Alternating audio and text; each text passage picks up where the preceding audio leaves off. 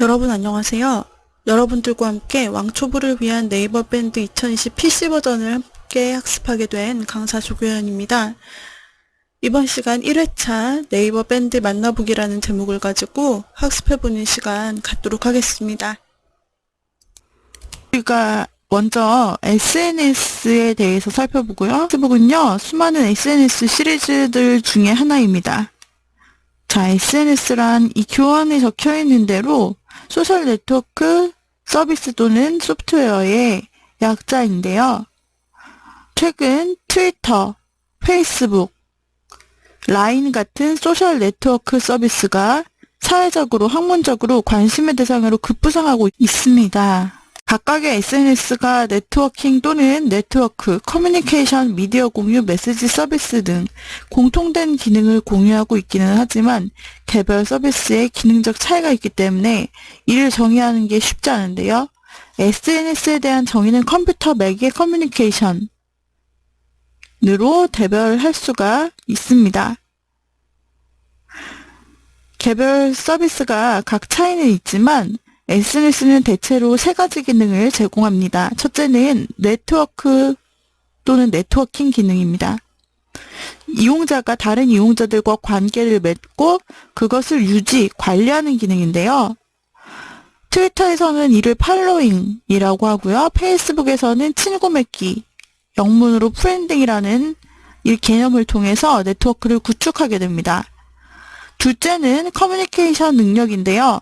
이용자들 사이에 메시지를 주고받는 것을 이야기합니다.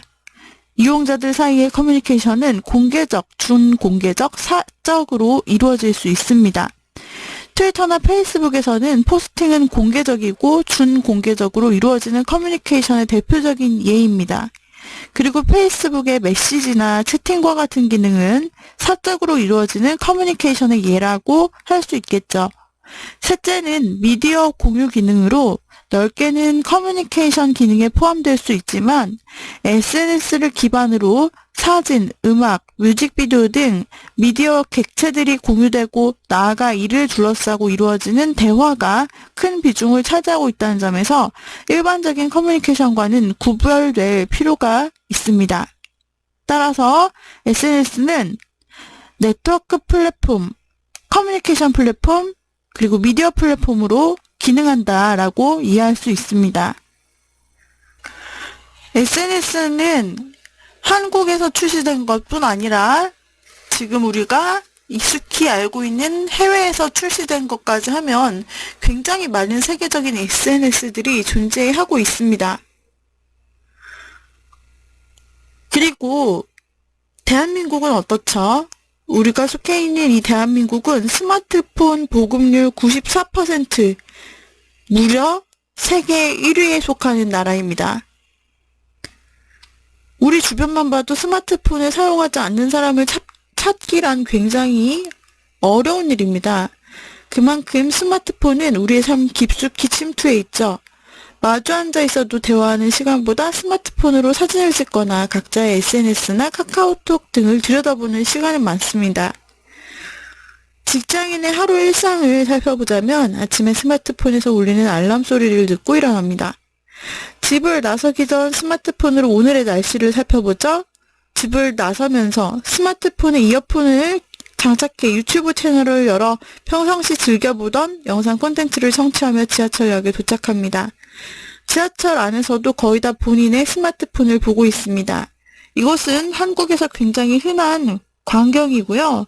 스마트폰으로 네이버 모바일 어플리케이션에서 오늘의 뉴스를 확인하고 페이스북, 인스타그램 등 SNS 채널을 차례로 살펴보면서 팔로워의 글을 확인하며 공감 댓글, 공유 등이 공감을 표현하고 사람들과 소식이나 안부를 주고받죠.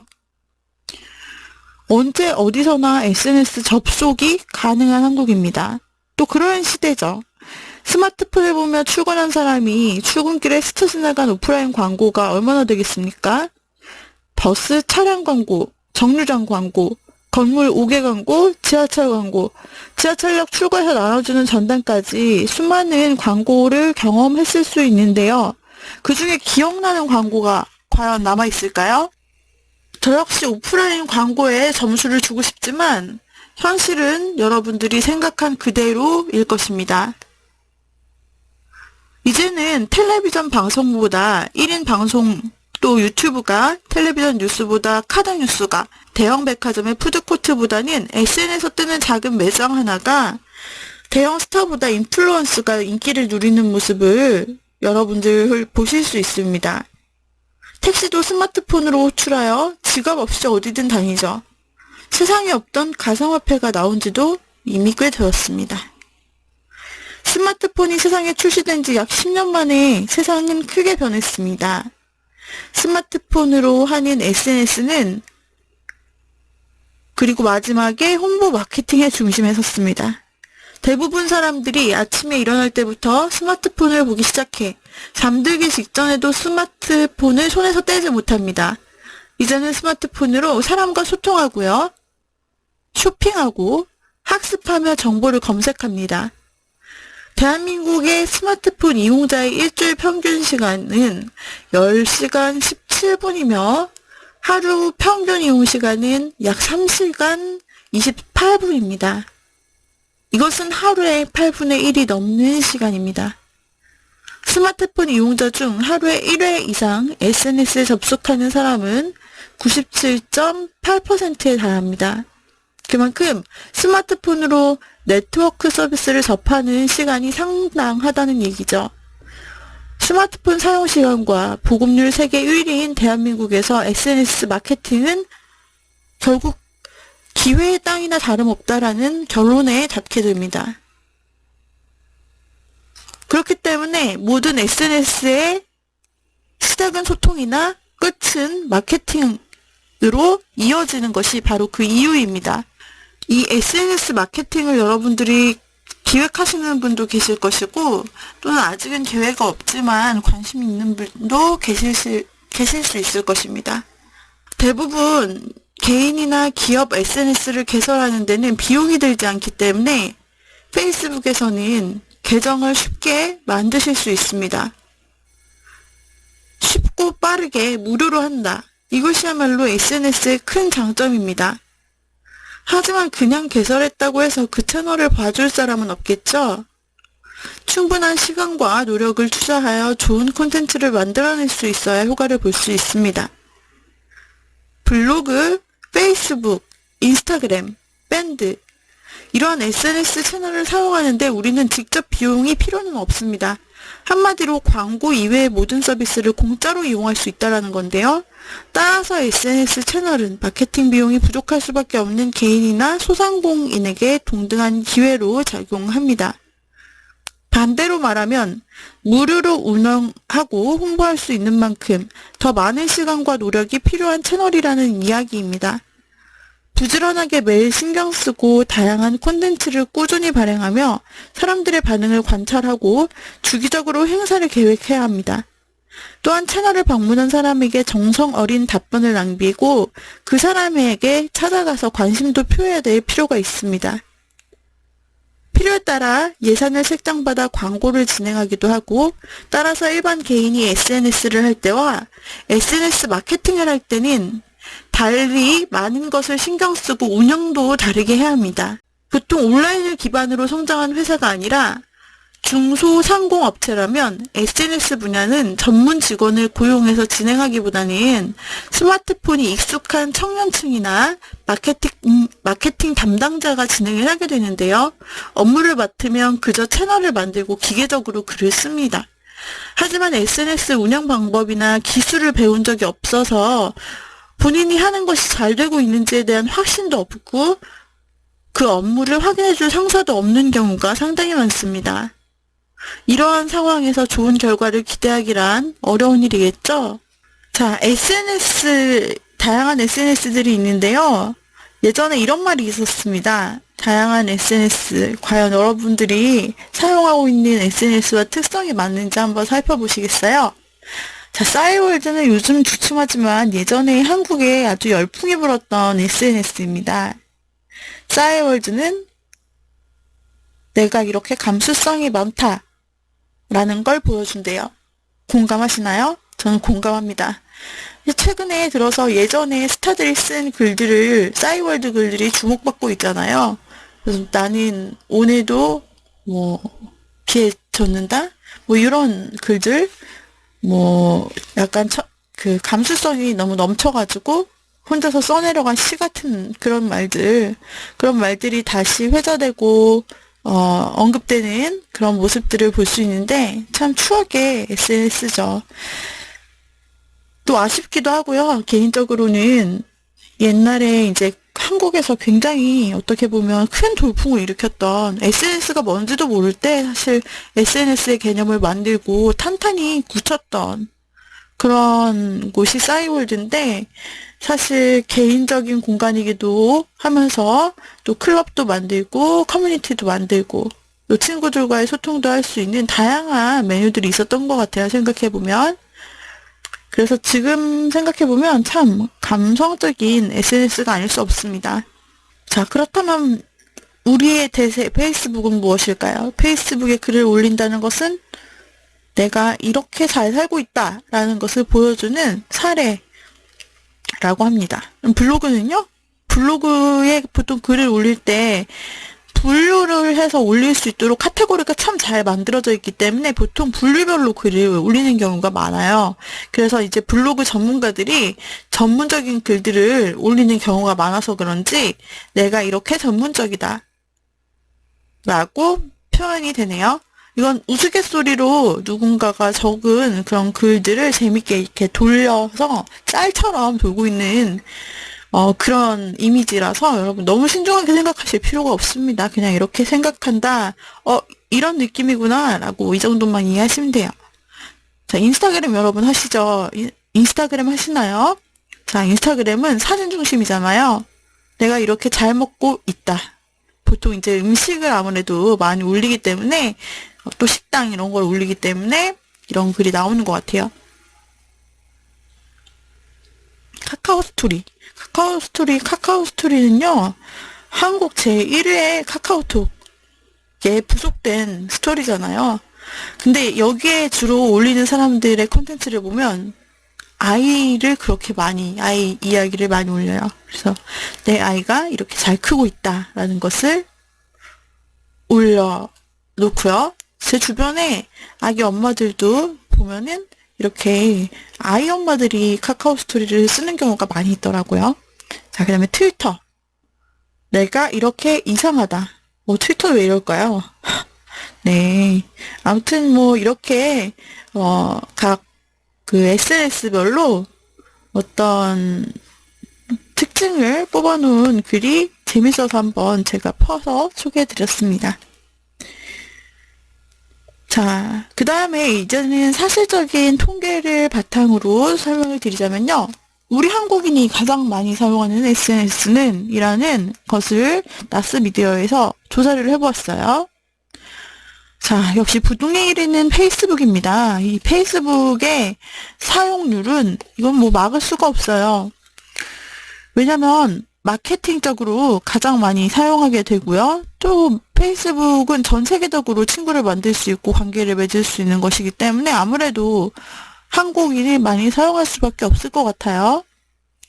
자, 그래서 페이스북이 67.8%, 다음을 인스타그램이 맹추격하고 있습니다. 51.3%, 밴드 36.7%, 카카오 스토리 33.7%, 트위터 16.2%, 카카오 그룹 14%, 그리고 텀블러 이렇게 나타나 있는데요. 페이스북 같은 경우 페이스북이 모 회사고 그에 파생된 회사가 인스타그램입니다. 두 개는 지금 1, 2위를 다투고 있지만 사실은 이 순위는 거의 무의미하다고 볼 수가 있어요. 왜냐면은 자기끼리 다 해먹는 거거든요. 네, 한 계열이라고 볼 수가 있어요. 한 계열이다. 그래서 페이스북과 인스타그램을 같이 연동시켜서 할 수 있는 기능을 굉장히 많이 제공을 해놨고, 나중에 최종적으로 이용하면 할수록 두 개가 연동되는 기능들을 여러분들이 체험하실 수 있게 됩니다. 특히나 인스타그램이나 페이스북을 이용한 마케팅을 통해서 여러분들이 인스타그램, 페이스북 페이지 마케팅을 하신다든지, 아니면은 회사 홍보, 제품 홍보를 하신다든지, 또는 여러분들이 이제 교육 관련된 페이지 관리를 하신다든지, 아니면 쇼핑몰을 운영하신다든지, 이 모든 경우에 해당되는 부분이 페이스북 페이지와 인스타그램 비즈니스 계정입니다. 그래서 이 두 개가 서로 연결돼서 서로 혼합해서 완전히 두 개가 연계 시스템으로 갈 수 있도록 그렇게 되어 있고, 또 이 두 개를 같이 혼합한 마케팅 서비스, 그리고 마케팅에 대한 교육, 이런 것들이 굉장히 흔하게 이루어지고 있는 그런 특성을 볼 수가 있죠. 그래서 페이스북과 인스타그램의 이 동반 상승은 어떻게 보면 굉장히 자연스럽다라고 볼 수가 있겠습니다. 그렇다면 이제는 폐쇄형 SNS에 대해 알아보겠습니다. 여러분들이 SNS 개념에 대해 충분히 이해를 하셨을 텐데요. 다음으로 등장하는 것이 그 안에서도 폐쇄형 SNS입니다. 지금 보시는 세 가지가 대표적인 폐쇄형 SNS라 할 수 있습니다.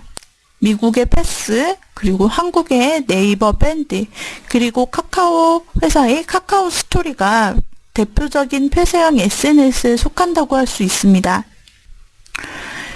페이스북이나 트위터 등의 SNS가 떠오르면서 이제 사용자가 많아졌습니다. 전 세계 누구나 사용을 하게 되었죠. 그런데 불특정 다수와 무제한으로 친구를 맺고 또 누구나 쉽게 게시물을 볼 수 있다라는 점이 문제가 되었습니다. 그래서 사람들은 한정된 소규모 그룹과 소통하는 것을 특징으로 하는 SNS를 원하기 시작했습니다. 실제로 밀접한 관계에 있는 친구나 지인들과의 관계를 중심으로 하는 이 SNS, 바로 폐쇄형 SNS가 등장한 것입니다. 아는 사람끼리 관계를 맺기 때문에 인맥 관계에서 오는 스트레스나 사생활 노출 위험이 적다는 장점이 있습니다. 이 폐쇄형 SNS는 형식적인 인간관계에서 오는 피로감, 그리고 개방형 SNS가 가진 사생활 및 개인정보 유출을 우려하는 사람이 증가하면서 점차 이용자 수가 증가하고 있습니다. 대표적인 폐쇄형 SNS로는 2010년 미국에서 서비스를 시작한 패스가 있는데, 이 서비스는 친구 수를 최대 150명으로 제한해서 잘 알지도 못하는 사람들과 정보, 일상을 공유하게 되는 것을 방지하였습니다. 국내의 경우에는 바로 2012년 8월 네이버 밴드가 처음으로 폐쇄형 SNS 서비스를 시작했죠. 이는 기존 회원의 초대가 없으면 아예 접근조차 불가능하도록 만들어졌습니다. 그 다음에 그 뒤를 이어서 카카오가 카카오 스토리를 내놓으면서 좋은 반응을 이끌어내고 있습니다. 네, 그러면은 우리가 폐쇄형 SNS인 이 밴드에 대해서 살펴보겠습니다. 이제 우리가 SNS와 폐쇄형 SNS에 대한 기본적인 개념에 대해서 다 익혔고요. 정식으로 네이버 밴드에 대해서 하나하나 살펴보도록 하겠습니다.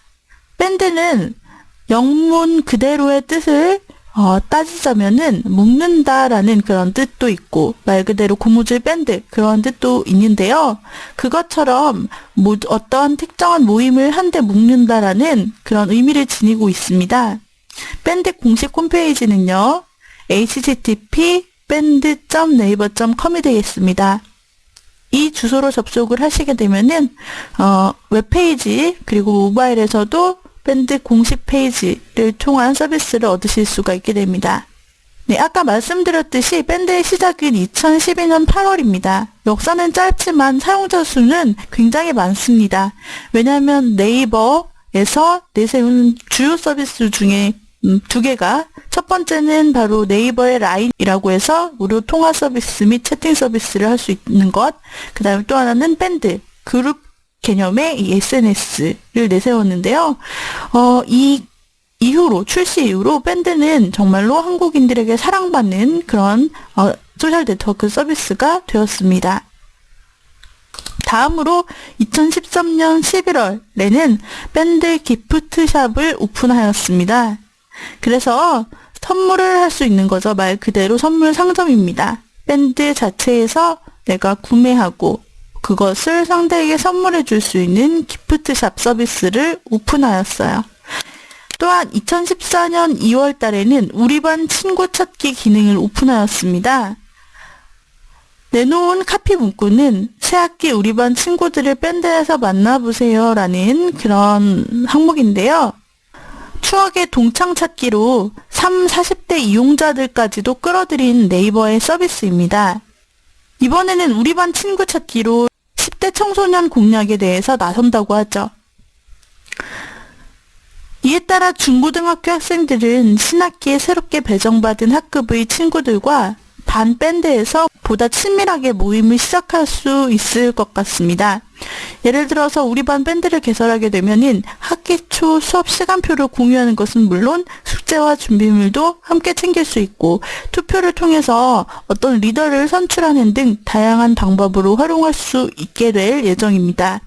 40대 직장인인 어떤 사람은 스마트폰 애플리케이션인 초등학교 동창 밴드에 글을 올리는 것으로 하루를 시작하고 친구들의 댓글을 읽는 것으로 하루를 마감한다고 합니다. 재미난 글이나 사진, 점심때는 뭘 먹었는지 사소한 것까지 다 밴드에 올릴 수 있어요. 친구들이 반응으로 재밌겠다, 맛있겠다, 좋아 보인다 는 등의 글을 올리면 기분이 또한 좋아지겠죠. 그래서 둘러보면 신나는 게 없는데 쌓이는 업무 스트레스, 힘든 인간관계, 온통 걱정거리 뿐인데 철없던 어린 시절 친구들과의 대화는 잠시나마 이런 어려움을 잊게 해준다면서 같은 시대를 살았고 함께 늙어간다는 동질감 때문인지 주고받는 글을 보면 절로 웃음이 나온다고 합니다. 이렇듯 중장년층이 스마트폰에 빠졌습니다. 뉴스나 트위터, 페이스북 등 SNS에 글을 읽는 수준을 넘어서 적극적인 유저로서 변신을 했습니다.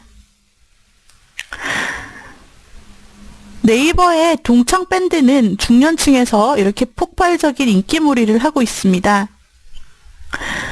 밴드 열풍은 2000년대 초반에 유행을 몰고 왔던 동창 찾기 사이트인 아이러브스쿨을 연상하게 하죠. 그때도 컴퓨터 사용에 서툴렀던 사람들이 이것 때문에 컴맹에서 탈출하는 등 사회적 이슈를 만들어냈던 항목인데요. 이 동창 밴드는 컴퓨터에서 벗어나 스마트폰으로 옮겨오면서 접근성과 속도성을 높였습니다. 그리고 사용이 쉬울 뿐 아니라 어린 시절을 함께 보낸 동창들을 수월하게 만나게 해주고 사용 흔적들을 되짚어보게 된다는 장점이 중년층을 빨아들이고 있다라는 점을 들고 있습니다. 이런 밴드 활동은 자연스럽게 오프라인 모임으로도 이어지고 있다고 하는데요. 누군가 모임 장소만 알리면 친구들과의 우연한 만남을 가질 수도 있고 이렇다 보니 동창회도 활성화되고 있습니다. 평소 한 20명가량 모이는 그런 오프라인의 초교 동창회였는데 밴드를 만든 뒤에는 80명 넘게 모여서 급하게 모임 장소를 바꾸었다는 그런 이야기도 있습니다. 폐쇄형 SNS는 독립된 특성이 있어서 심리적인 위안감을 준다면서 직장과 가족으로부터 소외되고 스트레스 받는 중년층이 이런 밴드를 통해 동창회 등 인간관계의 재구성의 재미를 발견하고 있다고 합니다. 이러한 네이버 서비스는요, 새롭게 밴드 게임 서비스를 제공한다고 밝혔습니다. 네이버 관계자는 밴드의 기존 기능을 해치지 않는 범위 내에서 게임 플랫폼으로 활용할 수 있는 방안을 구상 중이라면서 현재 게임 개발사를 만나서 논의하고 있고 상반기 내에 게임 서비스를 선보이는 것이 목표라고 말했습니다. 밴드는 지난해 기준으로만 2천만 다운로드를 기록하며 국내 1위 폐쇄형 SNS로 자리 잡았습니다. 이에 따라 수익성 개선을 위해 게임 서비스를 검토 중인 것으로 보이고 있습니다. 이렇게 해서 우리가 SNS와 밴드에 대해서 이번 시간 알아보았고요. 오늘의 강의는 이상으로 마치도록 하죠. 여러분 수고하셨습니다.